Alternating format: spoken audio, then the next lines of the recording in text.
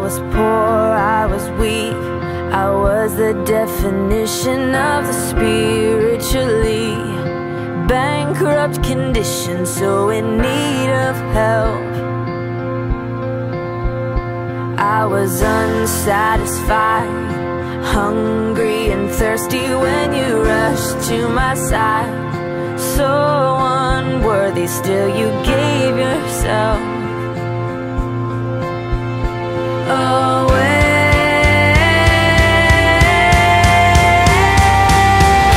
That's the motion of mercy, changing the way and the why we are. That's the motion of mercy, moving my heart.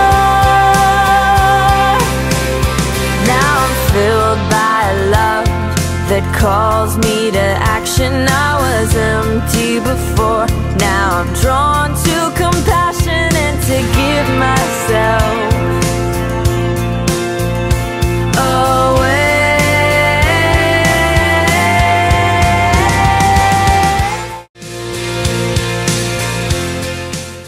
Buenos dias. You're about to see the video reflection for Theology 290, Spirituality and Justice, an Inward and Outward Journey. As a class, we were provided with the opportunity to have an immersion experience in El Paso, Texas. Today we will take you down the path in which we learned about interconnectedness and the effects of the American dream. So sit back, relax, and take in today's lesson in interconnectedness. In our class of Spirituality and Justice, one of the justice issues we discussed was the environment. We watched the video, The Story of Stuff, and saw that we don't pay the actual cost that it takes to make an item. We saw this firsthand while we were in El Paso. As we drove along the border, we saw the poverty in Juarez.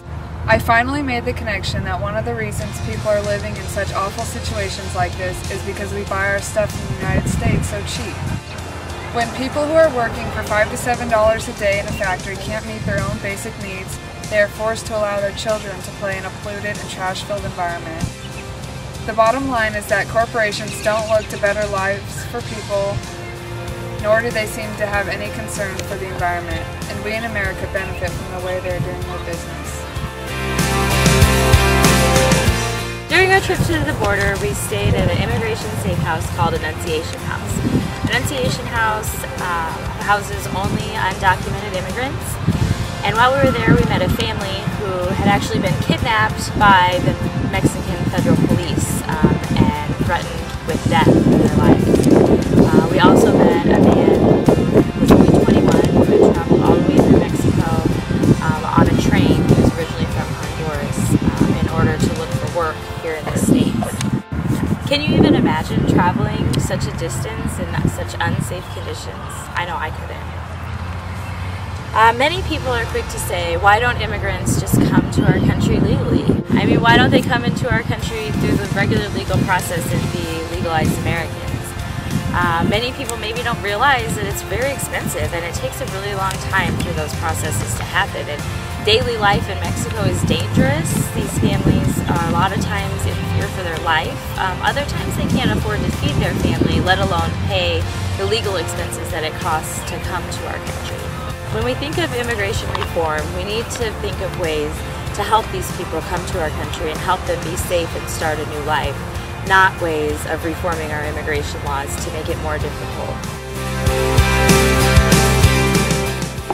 In El Paso we met Lorena, and she was just an amazing person. She ran Mercado Mayapan, which was this marketplace full of all sorts of different handicrafts made by the women. But it was more than that. It was a school. They learned to make business plans. They learned to make the crafts. They learned to market them. It was just amazing. After NAFTA passed, in an instant, 35,000 jobs were lost. They went back to Mexico where the corporations could pay the workers $5 a day. Who wouldn't want that? More goods, less cost. Only their cost of living is 90% of what we pay. Could you imagine living on $5 a day with only a 10% discount? I can't. They don't have any choice. It's either stay in Mexico and not be able to feed your children, or try and cross the border to hope for a better life. What would you do?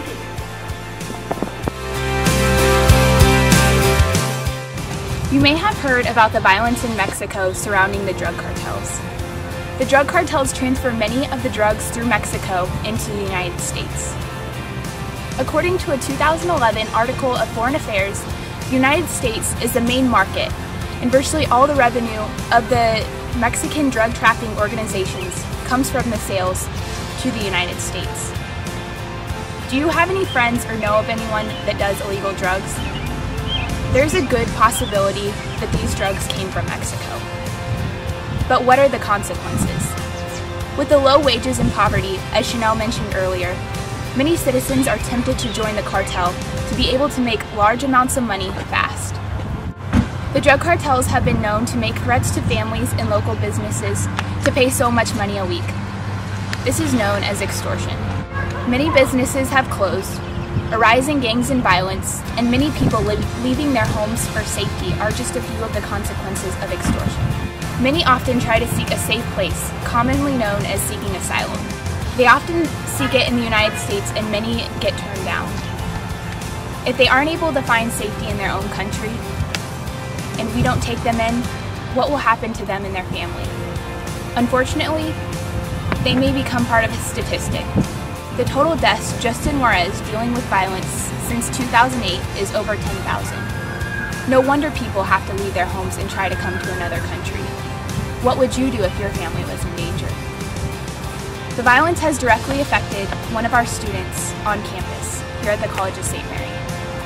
She has graciously offered to share her story.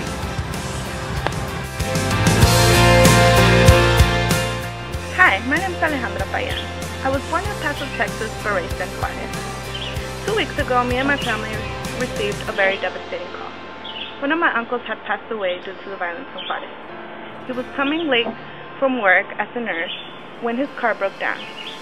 He got off to see what was wrong with his car when 2 men approached him and stabbed him multiple times. The neighbors saw everything but were too afraid of their own lives to even come out and take a look. It was really sad that we can't even go to his funeral or give support to my family because of all the violence in Juarez.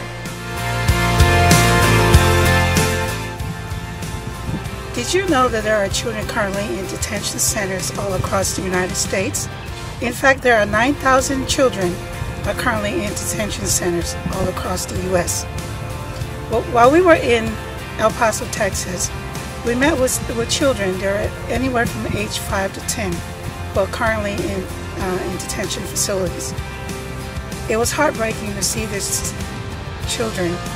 They look just like any normal kids that you will have playing in your neighborhood. To me as a parent, one of the heartbreaking things was seeing these children being incarcerated or being labeled as terrorists.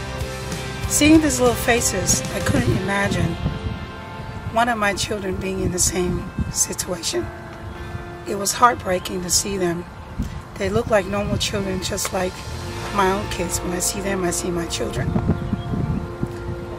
I think that the question that seems to trouble me is, how can human beings be capable of inflicting self-pain on others? As a mother, I couldn't bear the thought of my children being mistreated or being behind bars, for that matter. The question I leave with you to ponder is, how would you feel if this is one of your children? Or is it somebody that you know, or maybe a family member, and being treated inhumanely like they do in detention centers? In our class, we learned about how the way we live our lives greatly affects other people all throughout the world. And along with this, we were able to explore many different ways how to express our spirituality concerning many different justice issues like the environment and immigration, and how we can reach out to these different people all over the world. Even though some of these ways were a little out of the ordinary for most of us, we were able to come together and find ourselves and find each other and connect with each other. Like, a way that we could express ourselves was through Tai Chi, and we were able to do this along the border in El Paso, and it was great because we could find our inner selves and send positive energy and all of our prayers over to those who are being affected by the violence in Juarez. And I feel like that experience really helped us come together and helped us along our way to living more compassionately. And in class we read a book called 12 Steps to a Compassionate Life by Karen Armstrong, and it walked us through the 12 steps to really finding ourselves, being empathetic, and reaching out to those in need, and reaching out so that everyone in our world can become more compassionate. After going to the border, I was faced with the question, what can I do? Our text, 12 Steps to a Compassionate Life, showed us how little we know and teaches us to get educated. Our class learned that the reason the drug cartels in Mexico are able to flourish is because of the large amount of drug users in the United States. In order to help this problem, we need to provide more drug education.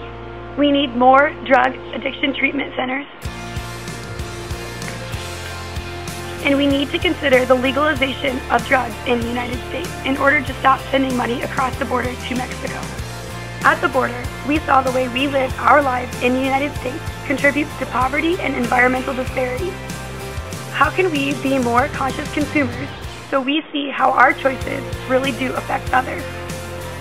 If we could change our lifestyles, we could help those who are suffering. Have you ever thought how connected you are to other human beings? Well, I didn't until I experienced it myself on our trip to El Paso, Texas. I noticed how connected I was with the children we had met at the fence that separates Mexico from the United States. It brought a lot of back memories when me and my cousins used to live in Juarez, and we would always play outside, not caring about the trash all over or even the threats we faced. It has made me really think about how lucky me and my family were to be able to move into the United States, and how lucky my cousins also were to listening to us and also moving in. Sometimes I wonder what my life would have been if I would have stayed in Juarez. Would I be afraid to go out all the time because of all the violence? Or would I have to see my own daughter playing surrounded by trash? What would you do if you lived in a situation like this and had no other choice but to stay? Thank you for taking the time to listen and learn about how the class from the College of St. Mary in Omaha, Nebraska learned about how we are connected to the world and the things around us. Hopefully this video has not only helped you think about the issues that are affecting the world around us, but also in how you can play a part in changing some of your own actions and look at the world with more compassion. We hope you are able to step outside of your comfort zone, similarly to what we experienced when participating in our immersion experience sponsored by the College of St. Mary. We learned to be daring, to be different, to be impractical, and to assert integrity of purpose and imaginative vision against playing it safe. We have been able to move past reading and into what's in our hearts. Compassion. We challenge you to do the same. For love and compassion and tolerance are necessities, not luxuries. Without them, humanity will not survive.